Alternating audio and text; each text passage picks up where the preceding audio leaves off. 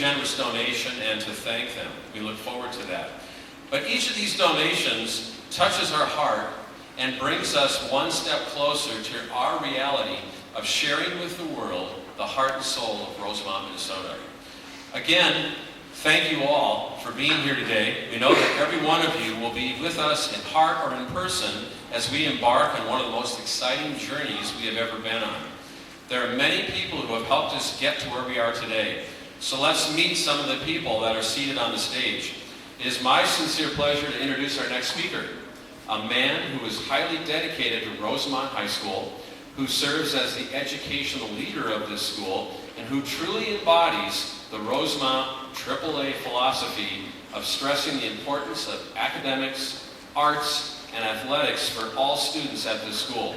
Please welcome to the podium our Rosemont High School principal, Mr. John Wollersheim. He would save his money and take us to one Viking game a year. He'd save money in a jar on our living room table, dining room table. And one year we got to the Viking ticket office. They were pretty good, tickets were scarce. And we got to the Viking ticket office a little too late. They sold out. So we couldn't get that Viking ticket. It was back at 72. I would have been 11. And we couldn't, that was not a joke. I was and at any rate, we found out we could get Gopher season tickets for the price of one Viking ticket. So my dad started taking me to Viking game or Gopher games. So I've been watching the Gophers since 72. And I can tell you in that time, so I'm still a Gopher season ticket holder to this day. I have seen 0 Big Ten championships. I've seen 0 Rose Bowls, but I can tell my dad, he lives in Arizona now, I am going to the Rose Parade. Irish. We're one of the last schools in Minnesota to have a name after a group of people, the Irish. A few hundred yards from here, back on the hill, is the first high school. It was built back in 1918. It still stands today. When we go to the Rotary meeting, I'll point it out to you. Thanks to some New Deal money back in the 1930s, the first school band was formed sometime around 1935.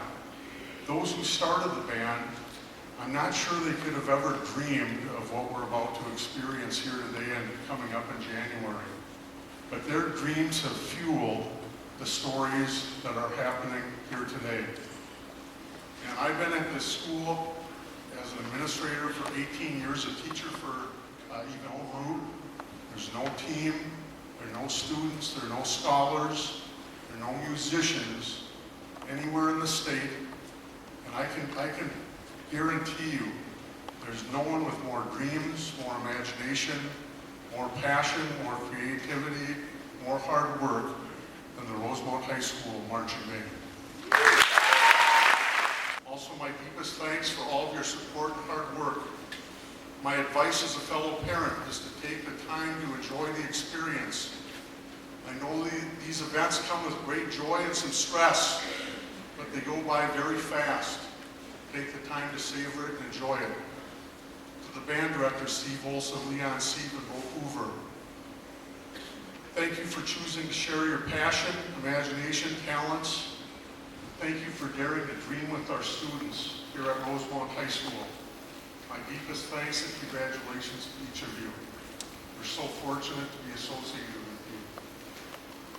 To our students, we know you will represent our school and community and state well.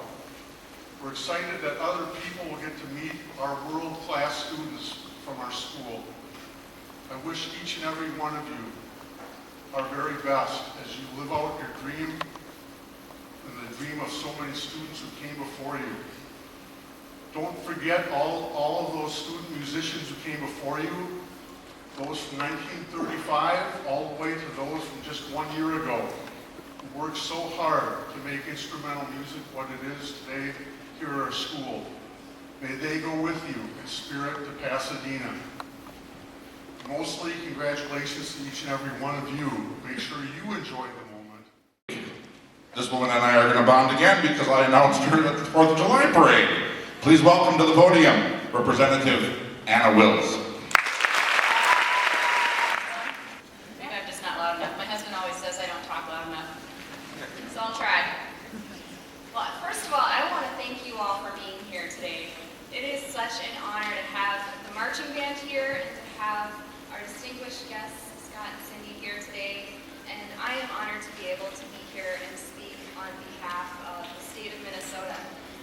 As was just mentioned, I'm the state representative for 57B, so I represent Rosemount, Coates, and Northern Apple Valley up at the Capitol. I'm serving in my first term, so it's an honor to be able to be representing you and representing a band that has worked so hard. I just wanted to kind of springboard off of some comments that were mentioned earlier about hard work and dedication and commitment. I have to tell you though, you've come a long way since I was in band here.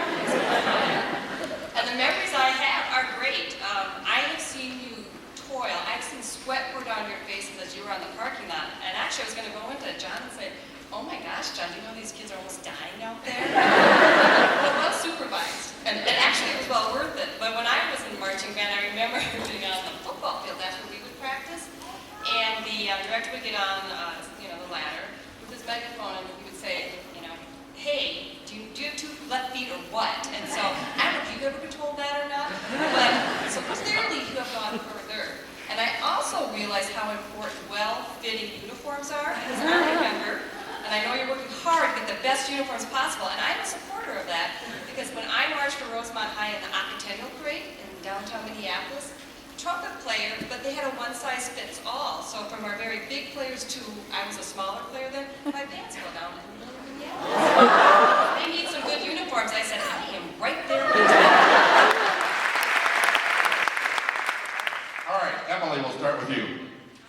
You and Jesse are the 2 seniors of the 4 of you, right? And these knuckleheads are the juniors? All right. As a senior, why don't you share with the people, it was 3 years ago, right around this time when you were thinking, oh my God, we're going to go to the high school and it's so scary, they're going to be 9th grade and getting ready for orientation. And now, 3 years later, you're thinking college, you're thinking this is the last year at RHS, you're leading the band. How does it feel to be a senior in the marching band this year as you move into the beginning? Well, I'm really excited.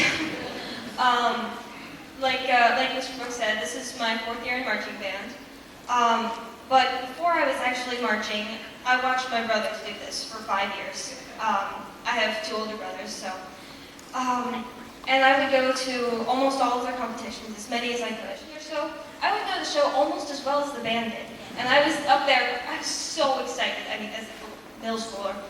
And I would just be feeling every big musical hit and all of the big color guard tosses and everything. And I knew that that was something I wanted to be a part of. So when I joined my freshman year, I was really excited, and then it just surpassed all of my expectations. And now I'm up here as a senior, and I'm glad I had 4 years. I wish I had more. And I'm just really proud of what all of us, what we have become as an organization, and I'm proud to be representing. Jesse, it's your turn. Jesse Cox, you joined us. Actually, I understand that you started in the district when you were in kindergarten, and then you moved where? It's a long line. Oh, then we won't go there.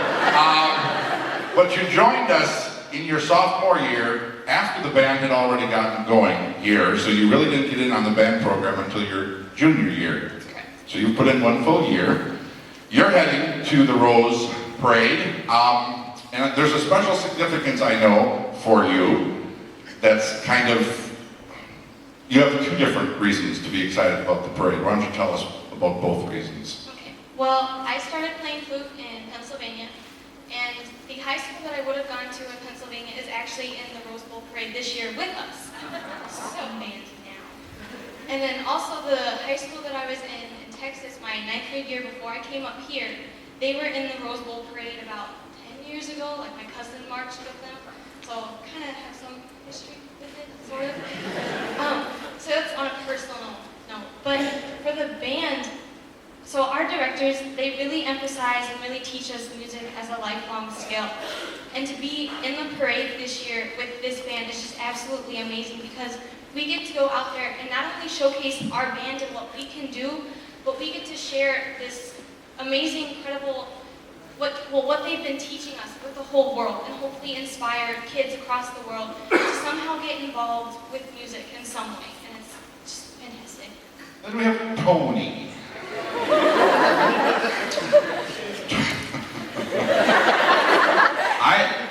Tony, I know this will probably offend some people, but I'm a Badger fan, and I know, and you know, that Badger fans follow their team very, very well. They support them, and because I've done the announcing for marching band all these years with the festival and such, and I know that in your competition each year, that our fans for marching band follow you guys very closely. You have a strong supportive group. What does it mean to you these last couple of years, especially now that you've seen it and you're living it, and today you're living it? What does that kind of support mean to you and the band as you travel from competition to competition, and they're even going to, jump on a plane and follow you out to California? Well, so besides the community, you always see at competitions the parents and alumni that come and everybody have the gold shirts, and we call that the Sea of Gold in marching band, and that just really means a lot to us. And when we're out on the field getting ready to perform, and we look up and we see all the supporters knowing that they're at that competition for us and they traveled there for us, it really means a lot. And we want to step up our game to perform better for everybody else. And we know that people care about us and always want to help us do better and do better things, which our community has helped us get to the Rose Parade, and we hope to see everybody there. Thank you. We've got Georgie here. George and I bonded in 9th grade, and now he's a junior. And George, next week the season really kicks in with practices, right? It does. And next week, the weather temps are supposed to be in the 90s, hot, sticky, just unpleasant. Yeah. It's going us up. The words of a child. George, it's like Mr. Wollersheim said, and I know too because I've seen you guys doing it. Why would you do it? Why do the kids suffer through this? What do you get out of marching band? Aside from learning how to play our instruments or toss a rifle or whatever, or wave a baton, aside from learning how to do all that stuff, that's not why I do marching band. I do marching I like my drums and whatnot. But I do marching band because of the people that are in it.